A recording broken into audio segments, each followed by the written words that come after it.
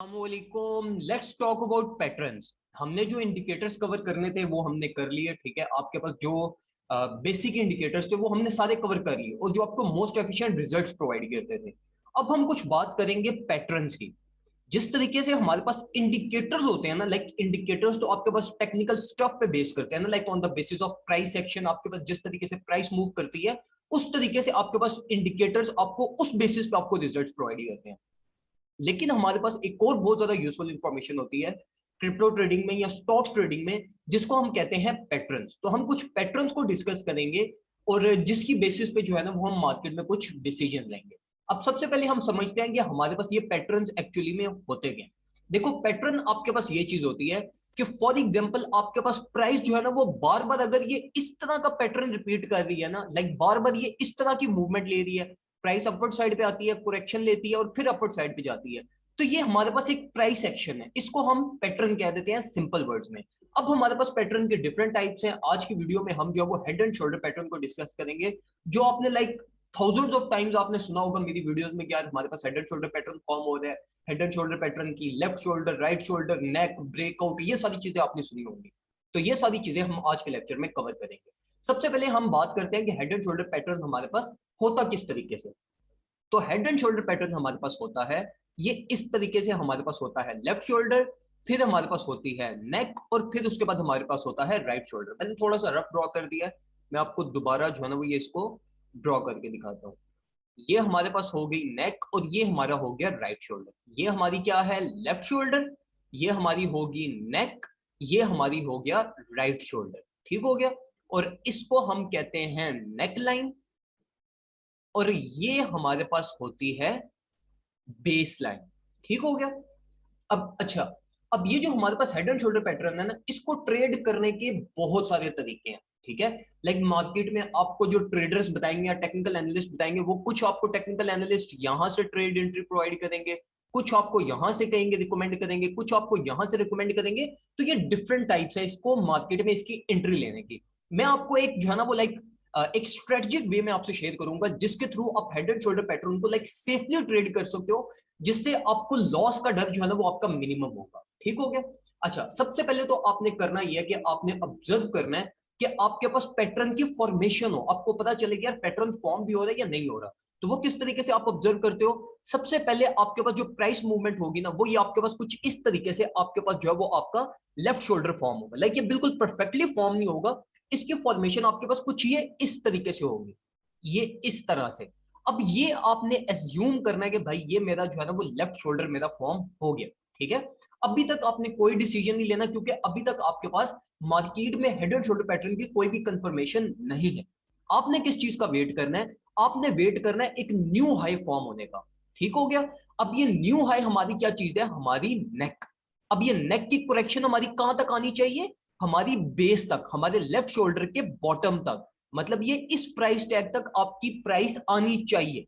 अगर तो आपकी ये करेक्शन यहां तक आती है तो इसका मतलब ये है कि हमारे पास जो हेड एंड शोल्डर पैटर्न है उसकी फॉर्मेशन हमारे पास हो रही है। और अगर आपके पास प्राइस कुछ इस तरीके का मूव ले ले, लाइक ये बीच में आके यहां से बाउंस बैक इस तरीके से करना शुरू कर दे, तो इसका मतलब यह है कि हमारा जो हेड एंड शोल्डर पैटर्न है वो हमारा फेल हो चुका है। बेशक उसके बाद प्राइस हमारी वापिस आके यहां से सपोर्ट ले ले, लेकिन हमारा हेड एंड शोल्डर पैटर्न यहाँ पर फेल हो चुका है। अब यहाँ पर ना आपको ये भी पता होना चाहिए कि यार ये जो पैटर्न होते हैं ना ये बिल्कुल परफेक्टली नहीं, कि ऐसा नहीं होगा कि ये स्ट्रेट आपके पास पंप होगा और ये स्ट्रेट आपके पास करेक्शन होगी। मार्केट आपके पास मूवमेंट पता किस तरीके की लेगी, लाइक कुछ ये इस तरह की, ठीक है। ये कुछ इस तरह की लोकल सपोर्ट की सपोर्ट लेते हुए, लोकल रेजिस्टेंस से रिजेक्ट होते हुए आपके पास मार्केट नीचे की तरफ आएगी। लेकिन आपकी मार्केट ये पूरा एक फुल फ्लैश मूव ले रही है ये इस तरीके से, तो इसका मतलब यह है कि हमारा जो पैटर्न है वो हमारा पैटर्न इस टाइम पे क्या हुआ है, फेल हो चुका है।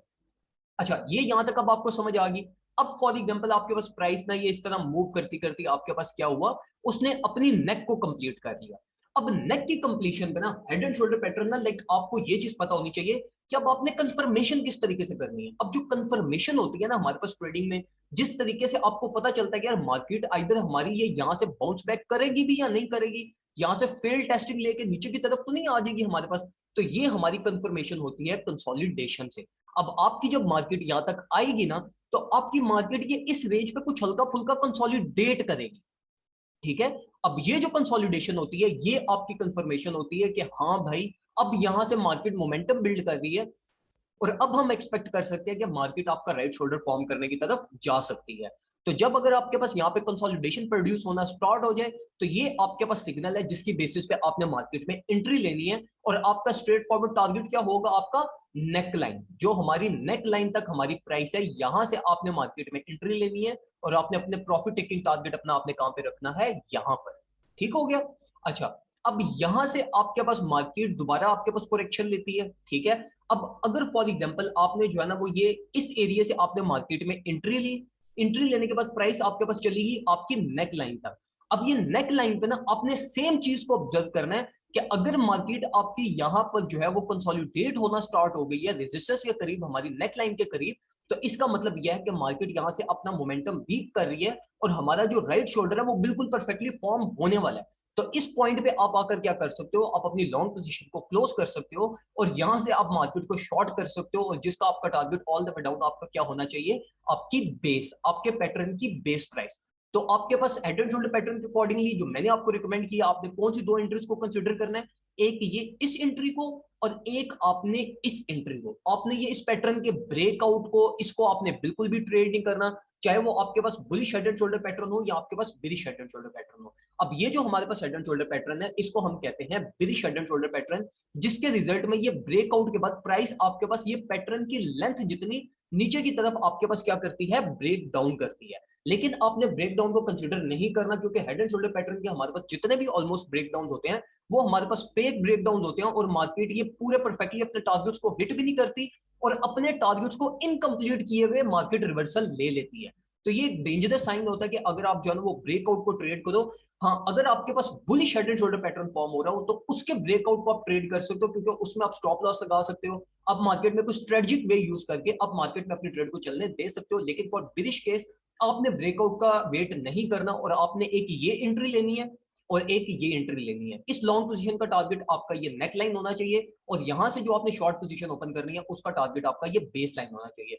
और दोनों एंट्रीज के लिए हमारे पास जो कंडीशन है वो ये कि हमारे पास बेस लाइन पर भी कंसोलिडेशन हो, अगर कंसोलिडेशन होगी तो आप मार्केट में एंट्री ले सकते हो। और इसी तरीके से जब प्राइस यहां से पंप करके अपनी नेक लाइन पे गई है तो नेक लाइन पे आपने मार्केट को शॉर्ट तब करना है जब आपकी यहाँ पर कंसोलिडेशन हो।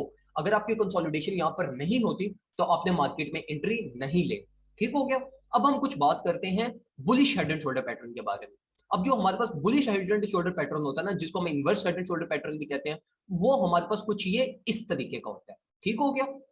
ये हमारी हो गई बेस, ये हमारी हो गई नेक लाइन। ठीक है। अब आपने क्या करना है, बिल्कुल उसी तरीके से आपने वेट करना है लेफ्ट शोल्डर के फॉर्म होने का, राइट शोल्डर के फॉर्म होने का। और अगर आपकी प्राइस, आपकी ये बेस प्राइस से आकर कंसोलिडेट हो रही है तो यहां से आप मार्केट को शॉर्ट पोजीशन अपनी ओपन कर सकते हो। और ये शॉर्ट पोजीशन का आपका टारगेट क्या होना चाहिए, आपकी ये टारगेट। फॉर बुलिश सिनेरियो ना मैं आपको यहाँ पर शॉर्ट पोजीशन रिकमेंड नहीं करूंगा, मैं आपको यही रिकमेंड करूंगा कि बुलिश केस के लिए आप सिर्फ ये इस राइट शोल्डर जब हमारे पास कंप्लीट हो रहा होगा ना, सिर्फ इस चीज को आपने ट्रेड करना है और यहां से आपने लॉन्ग पोजीशन को ओपन करना है। ठीक हो गया। ओपन पोजीशन का आपका टारगेट क्या होना चाहिए, आपकी बेस प्राइस। लेकिन इस केस में ना आपने अपनी बेस प्राइस पे, बुलिश केस में आपने अपनी मार्केट में एंट्री को क्लोज आपने नहीं करना। इंस्टेड आपने क्या करना है कि आपने थोड़ा सा नीचे ना, लाइक इस तरह से कुछ लाइक $1000 नीचे इन केस ऑफ बीटीसी आपने यहाँ पर अपना स्टॉप लॉस लगा देना है। क्योंकि हमारे पास जो bullish head and shoulder patterns form होते हैं ना, वो मोस्ट लाइकली हमारे पास ब्रेकआउट करते हैं और इनका जो ब्रेकआउट टारगेट होता है वो ये लेंथ ऑफ पैटर्न आपके पास होता है। लाइक जितनी ये आपके पास लेंथ होती है ना आपके पैटर्न की या आपके शोल्डर की, उतना आपके पास मार्केट ये अपने आप को ब्रेकआउट कर जाती है। तो इस केस में आपने करना क्या है, आपने यहाँ पर अपना स्टॉप लॉस लगा देना है और आपने ये इस कंसोलिडेशन पे मार्केट को क्लोज नहीं करना और अपनी ट्रेड को चलते रहने देना है कि अगर इन केस मार्केट ब्रेकआउट करती है तो ये जो आपके पास लाइक 5-10% जो आपके ये प्रॉफिट्स बनते हैं ये आपके मिस ना हो। और अगर इन केस मार्केट यहाँ से रिजेक्ट होकर नीचे की तरफ आ जाती है या क्रैश करना है मार्केट में, तो आपका जो स्टॉप लॉस है वो ऑलरेडी आपका प्रॉफिट में लगा हुआ होगा और आपकी ट्रेड प्रॉफिट में क्लोज हो जाएगी। तो ये आपकी एक वर्थ इट स्ट्रेटजी है। लाइक इससे आप जो है वो ये इतने सारे प्रॉफिट्स लेने के लिए आप ये इतना सा अपना प्रॉफिट वाला लॉस आप रिस्क पे लगा रहे हो, तो इट्स सेफ। ठीक है। तो अगर मार्केट यहाँ से अपर साइड पे चलेगी तो आपके प्रॉफिट्स बन जाएंगे, अगर मार्केट यहाँ से रिजेक्ट होगी तो इसका मतलब यह है कि मार्केट आपके पास वापस अपनी बेस को टेस्ट करने नीचे की तरफ आ सकती है और आपको मार्केट से एक लोअर एंट्री दोबारा से मिल जाएगी।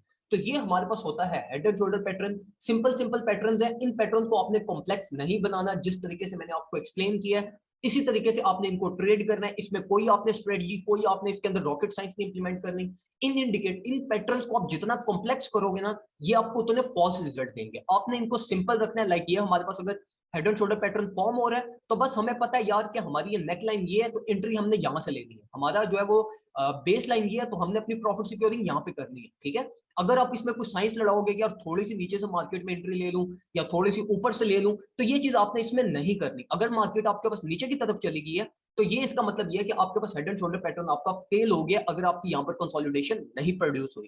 तो ये सिंपल रूल्स जो मैंने आपको बताए हैं, आपने इनको फॉलो करना है। इससे आपको इंशाल्लाह 100% एक्यूरेट आपको रिजल्ट्स मिलेंगे, और आपकी जो एक ट्रेडिंग स्ट्रेटजी है और आपकी जो मार्केट की अडॉप्टेशन है ना, वो आपकी बहुत ज्यादा इंप्रूव होगी। तो इसको सिंपल रख के आपने मार्केट में एंट्रीज लेनी है।